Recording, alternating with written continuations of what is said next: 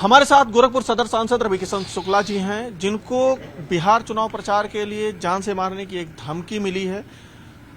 आपका स्टारडम इतना बड़ा हो गया कि बिहार में लोग डर गए हैं, आपको अब धमकी मिलने लगी। देखिए, प्रचार जब शुरू हुआ और उसके बाद जो माहौल, प्रधानमंत्री मोदी जी की आवाज, नीतीश बाबू की आवाज को हमने जमीनी स्तर पे उतारा, उसके बाद से हमको ये इस तरह की बहुत ही वाहियात, बहुत ओछी, जिसमें हमारी माता जी को भी इन लोगों ने बहुत अपशब्द कहे, जो मैं उसके लिए बड़ा दुखी हूँ। लेकिन मैं आपके माध्यम से कहना चाहता हूँ सारे लोगों को जो चाह रहे हैं कि मुझे धमका के मेरी आवाज़ बंद कर दें, हम लोग मोदी जी की सेना, विकास को लेकर राष्ट्र सर्वोपरि को अपने छाती में सजो के निकलें। गोरखपुर का सांसद हूँ, पूज्य योगी महाराज जी यहाँ पर हैं, तो आप सोच ही सकते हैं बाकी सब जवाब उनके पास है। और ऐसे धमकाने वाले बचेंगे नहीं।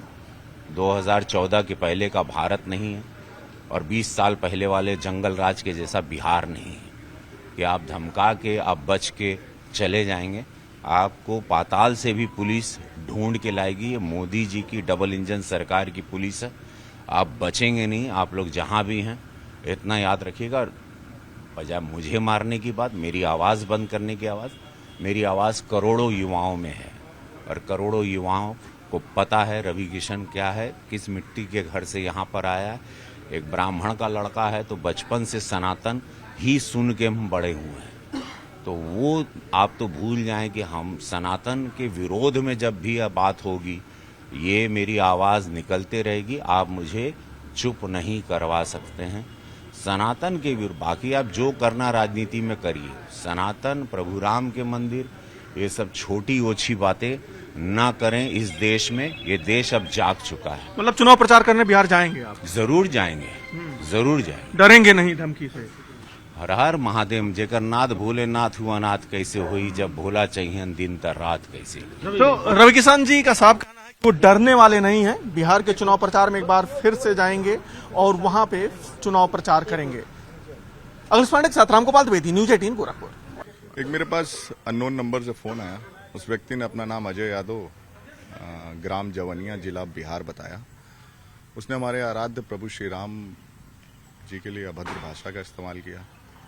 माननीय सांसद जी की मां को अभद्र भाषा का इस्तेमाल किया, जिसको मैं बता नहीं सकता। और उसने बिहार न आने की धमकी दी है माननीय सांसद जी को। कहा है कि अगर बिहार आओगे तो गोली मार देंगे। उसके पास सांसद जी के हर मूवमेंट, हर लोकेशन की जानकारी है।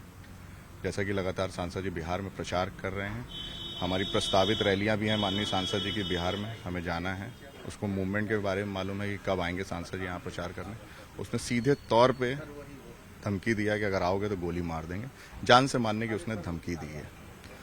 अब मैंने इस प्रकरण में गोरखपुर के वरिष्ठ पुलिस अधीक्षक महोदय को प्रार्थना पत्र दिया है, जिसमें उन्होंने आवश्यक कार्रवाई करते हुए मुकदमा पंजीकृत किया है।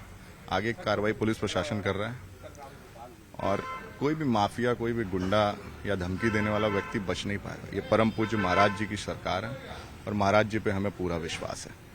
ये जो धमकी है उससे साफ पता चलता है कि सनातन विरोधी ताकतें कितने स्ट्रांगली एक्टिव हो चुकी हैं, कितनी एक्टिव हैं।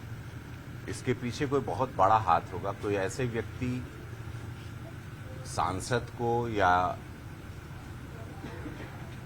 पूरे भारत में, विश्व में एक नोन कलाकार को, एक सुपरस्टार को ऐसे धमकाएगा नहीं जान की। बहुत बड़ी कोई बात होगी, बहुत लोग होंगे इसके पीछे।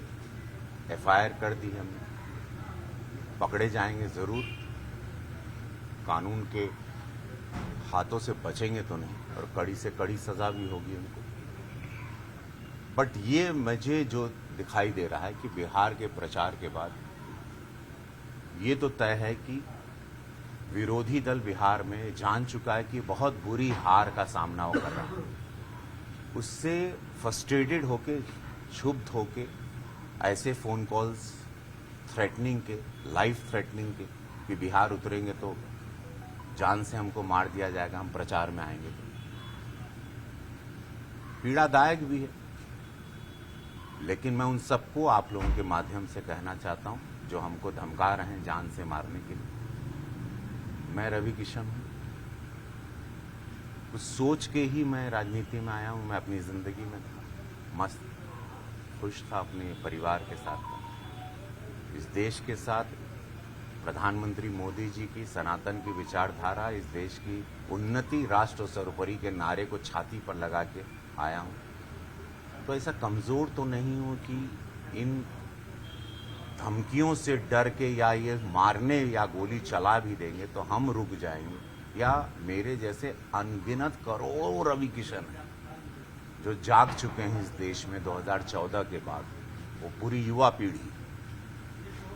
तो सबको मैं आपके माध्यम से कह देना चाहता हूं, जितने विरोधी हैं, कि आप एक रवि किशन को बंद करना चाह रहे हैं, शांत करना, लेकिन ऐसा पॉसिबल नहीं है। ये आवाज देश के लिए उठी, सनातन के लिए उठी, विकास के लिए उठी। नरेंद्र मोदी जी की आवाज है ये। मोदी जी की आवाज को नहीं दबा सकते, हम उनकी सेना हैं।